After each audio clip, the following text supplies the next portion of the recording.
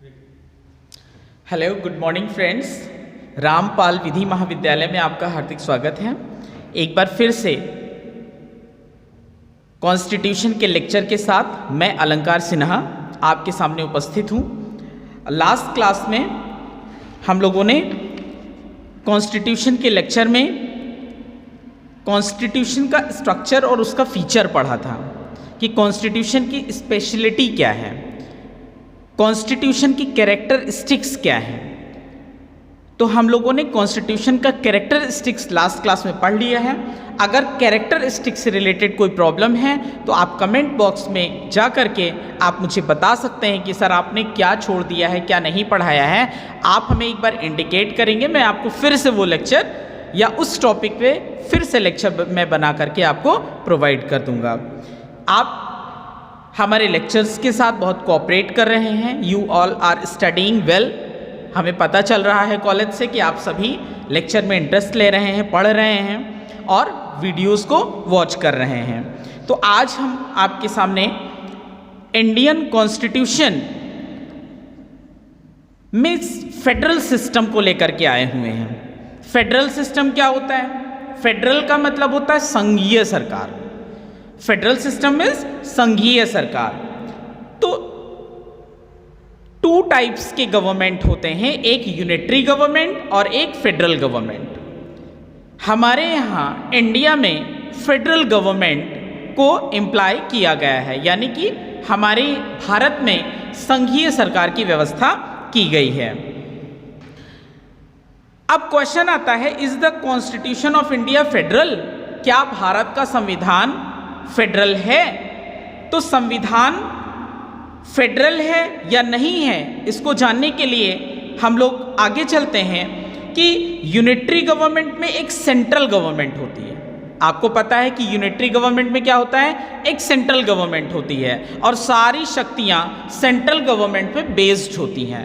लेकिन federal government में क्या होता है, दो टाइप की सरकार होती है। There are two types of government. पहली स्टेट की गवर्नमेंट और दूसरी यूनियन की गवर्नमेंट। जैसा कि आज आप देख रहे हैं यूनियन में बीजेपी की गवर्नमेंट है यानी मोदी सरकार है, और स्टेट उत्तर प्रदेश में योगी जी की गवर्नमेंट है, यानी कि यहाँ पर स्टेट का गवर्नमेंट अलग है और यूनियन का गवर्नमेंट अलग है। तो यूनियन के गवर्नमेंट को अपनी सब्जेक्ट मैटर में लॉ बनाने का राइट होता है और यूनियन गवर्नमेंट को अपने सब्जेक्ट मैटर में लॉ बनाने का राइट होता है। यूनियन गवर्नमेंट और स्टेट गवर्नमेंट अपने अपने काम में स्वतंत्र होती हैं, अपने अपने काम को करने के लिए वो फ्री होती हैं। अगला आप देख रहे हैं कि सेंट्रल गवर्नमेंट में क्या होता है, यूनिटरी गवर्नमेंट में सेंट्रल गवर्नमेंट के साथ साथ नहीं चलती बल्कि सेंट्रल गवर्नमेंट के अंडर काम करती है। यूनिटरी गवर्नमेंट जहां होती है एकात्मक सरकार, वहां पर स्टेट सेंट्रल गवर्नमेंट के साथ साथ काम नहीं करती है, वहां पर यूनियन गवर्नमेंट के अंडर में रह करके काम करती है। जबकि फेडरल में ऐसा नहीं है। फेडरल में क्या होता है, यूनियन और स्टेट गवर्नमेंट पैरेलल अपना काम करती हैं, साथ साथ काम करती हैं। यूएसए फेडरल सिस्टम का सबसे अच्छा एग्जाम्पल है। United state of America federal system का सबसे अच्छा एग्जाम्पल है। यूएसए में अमेरिका की सिटीजनशिप के साथ साथ हम क्या करते हैं, स्टेट की भी सिटीजनशिप लेते हैं। आपको पता है यूएसए में कितने स्टेट हैं, 50 स्टेट्स हैं। यूएसए में टोटल 50 स्टेट्स हैं, यानी अलग अलग स्टेट की सिटीजनशिप अलग अलग लेनी है और साथ में अमेरिका की सिटीजनशिप अलग लेनी है। लेकिन इंडिया जो एक फेडरल स्टेट है, यहाँ का फेडरलिज्म क्या बोलता है, यहाँ की संघीय सरकार में नागरिकता एकल है, एक ही नागरिकता, यानी हम भारत के ही लोग हैं। अलग अलग प्रदेशों की सिटीजनशिप को हम लोग होल्ड नहीं करते हैं। इसके पक्ष में कुछ विचारकों ने, जो इंडियन कॉन्स्टिट्यूशन के ज्यूरिस्ट हैं, जैसे डॉक्टर अंबेडकर, कॉन्स्टिट्यूशन को पूर्ण रूप से क्या माना है, संघीय माना है। क्या कहा है, इंडियन ज्यूरिस्ट जो डॉक्टर भीमराव अंबेडकर जी हैं, इन्होंने भारतीय संविधान को फेडरल माना है। कुछ ज्यूरिस्ट इंडियन कॉन्स्टिट्यूशन को पूरी तरह से फेडरल नहीं मानते हैं। उसका कारण क्या है, क्यों ऐसा सोचते हैं या क्यों उनके विचार में ऐसा है कि भारत का संविधान पूर्ण रूप से फेडरल नहीं है या पूर्ण रूप से संघीय नहीं है। इसका क्या कारण है? पहले तो हम ये जान लेते हैं कि किस कारण से हमारे देश का संविधान संघीय सरकार है। तो सबसे पहली चीज आप क्या देखते हैं? Supremacy of constitution. भारत का संविधान समस्त संस्थाओं से सर्वोच्च है, चाहे वो पार्लियामेंट हो या फिर जुडिशरी हो या फिर कैग हो या फिर कोई और ऐसी अथॉरिटी हो जैसे इलेक्शन कमीशन वगैरह। इन सबसे ऊपर भारत का संविधान है। भारतीय फेडरल सिस्टम में, भारतीय संघीय सरकार की व्यवस्था में संविधान की सर्वोच्चता को ग्रहण किया गया है। दूसरा क्या है? Distribution of power with written constitution. Distribution of power भी है और यहाँ रिटन कॉन्स्टिट्यूशन भी है। अगर हम डिस्ट्रीब्यूशन ऑफ पावर देख लेते हैं तो अभी हम लोग रिट वाले क्लास में समझ चुके हैं कि लेजिस्लेटिव, एग्जीक्यूटिव और जुडिशरी अलग अलग विंग हैं। यहाँ पर पावर का डिस्ट्रीब्यूशन किया गया है। एग्जीक्यूटिव लेजिस्लेटिव के वर्क में कोई इफेक्ट नहीं डालेगी और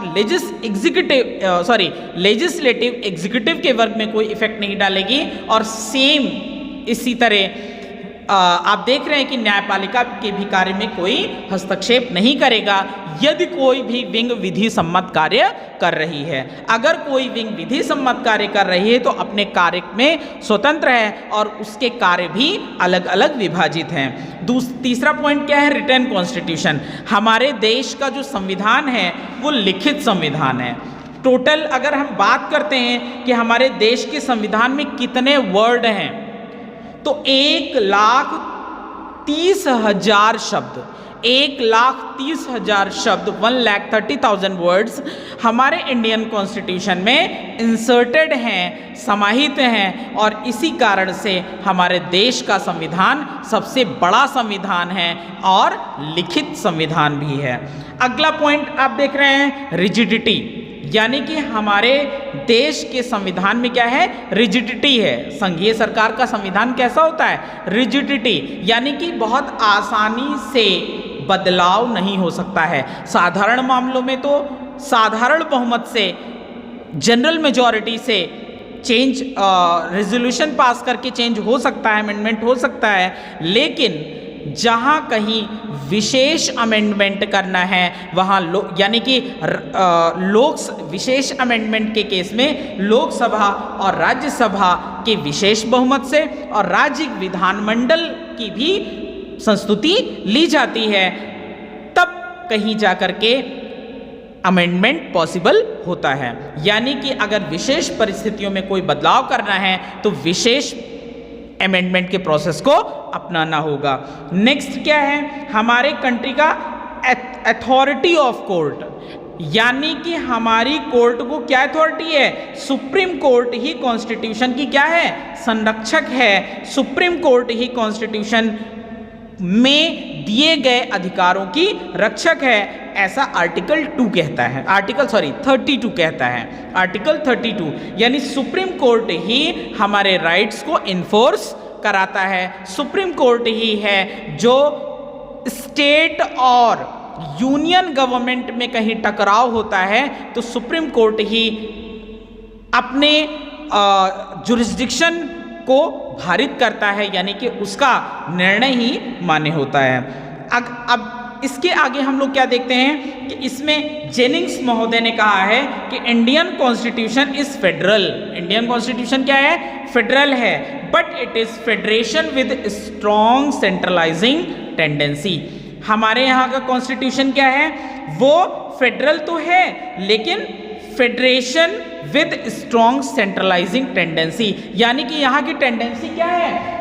स्ट्रॉन्ग सेंट्रलाइजिंग है, यानी कि different types of states, just like this is India, ये हमारा भारत है, तो अलग अलग स्टेट अपनी पावर को यूनियन गवर्नमेंट को दे रहे हैं, तो यूनियन गवर्नमेंट क्या बन जा रहा है, डिफरेंट स्टेट से पावर को गेन करके एक यूनियन गवर्नमेंट बन जा रहा है। हमारे यहाँ की जो यूनियन गवर्नमेंट है बहुत शक्तिशाली है, जैसा कि अमेरिका में क्या है, आप अमेरिका भी जान रहे हैं कि फेडरल टाइप की गवर्नमेंट है, लेकिन वहाँ पर यूनिटरी गवर्नमेंट है। तो अमेरिका में अलग अलग 50 अभी डिस्कस कर चुके हैं कि 50 स्टेट्स अमेरिका में, तो 50 स्टेट्स के अपने अपने राइट हैं, लेकिन जो सेंट्रल पावर है वो यूनिटरी मेथड में है, यानी प्रेसिडेंट में बेस्ड है। यहाँ पर पावर प्रेसिडेंट में बेस्ड नहीं है, यहाँ का तो प्रेसिडेंट ही कमजोर है, यानी कि वो नाम मात्र का राष्ट्रपति है।